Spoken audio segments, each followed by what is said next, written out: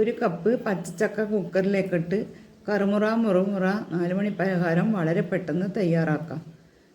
ഒരു കപ്പ് പച്ചച്ചക്ക കുക്കറിലേക്ക് ഇട്ട് കൊടുത്ത് 1 ടീസ്പൂൺ പിരിയം മുളക് പൊടിയും ആവശ്യത്തിന് ഉപ്പും വേവാൻ ആവശ്യത്തിന് കുറച്ച് വെള്ളവും ചേർത്ത്, അധികം വെള്ളം ചേർക്കണ്ട. ചക്ക എടുക്കുന്ന സമയത്ത് കുരുവൊന്നും ഇല്ലാതെ ചുള മാത്രം എടുക്കണം.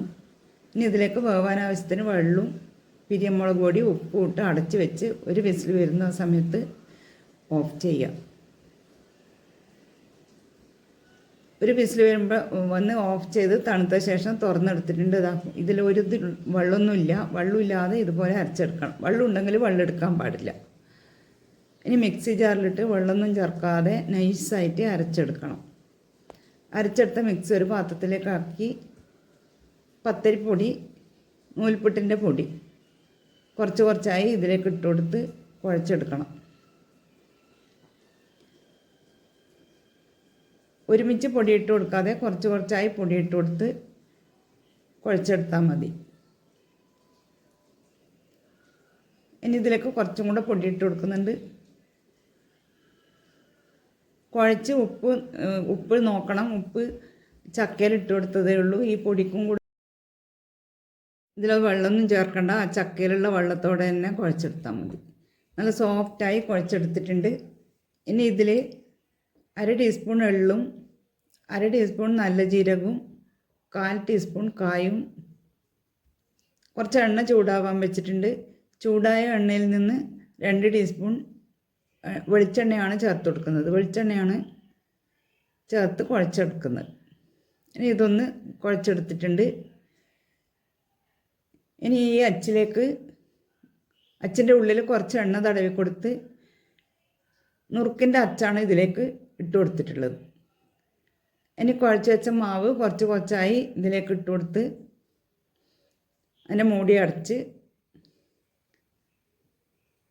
ഇത് നമുക്ക് ഏത് ഷേപ്പിലാണ് വേണ്ടത് എന്നുള്ളതിനനുസരിച്ചിട്ട് ഒരു പ്ലാസ്റ്റിക്കിൻ്റെ ഷീറ്റ് എടുത്ത് വെച്ചിട്ടുണ്ട്. അതിലേക്ക് കുറച്ച് എണ്ണ തടവി കൊടുത്ത് അതിലേക്ക് ഇതുപോലെ ചുറ്റിച്ചാൽ മതി. ചുറ്റിക്കുന്ന സമയത്ത് ഇതുപോലെ വരുന്നുണ്ടെങ്കിൽ മാവ് കുഴച്ചത് പാകമാണ്. കുറച്ച് ലൂസായിട്ടാണ് വരുന്നതെങ്കിൽ വെള്ളം കൂടുതലായിരിക്കും. കുറച്ച് കഷ്ണമായിട്ട് വീഴും. അങ്ങനെയാണെങ്കിൽ കൂടുതൽ വെള്ളമായിരിക്കും. ആ സമയത്ത് കുറച്ച് പൊടിയും കൂടി ഇട്ട് കുഴച്ചെടുത്താൽ മതി.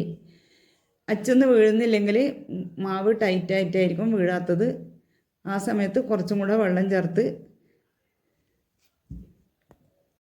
കുഴച്ചെടുത്താൽ മതി.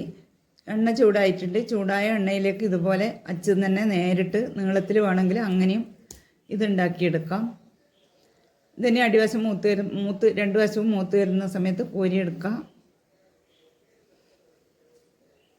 നമ്മൾ നേരത്തെ പിരിച്ച് വെച്ചിട്ടുള്ള നുറുക്കും ഇതിലേക്ക് ഇട്ട് കൊടുത്ത് 2 വശവും മൂപ്പിച്ച് എണ്ണ ചൂടായ ശേഷം മീഡിയം ഫ്ലെയിമിലിട്ടിട്ട് വറുത്തെടുത്താൽ മതി. തീ അധികം കൂട്ടി വെക്കേണ്ട ആവശ്യമില്ല.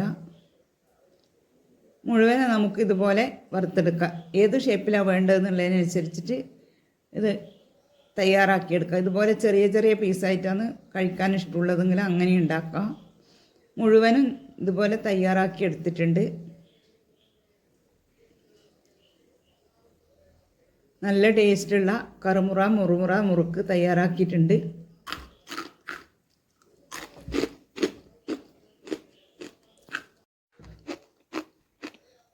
എല്ലാവരും ഉണ്ടാക്കി വെക്കുക. ഇഷ്ടപ്പെടുകയാണെങ്കിൽ ഫ്രണ്ട്സിനും ഫാമിലിക്കൊക്കെ ഷെയർ ചെയ്യുക. Thank you for watching.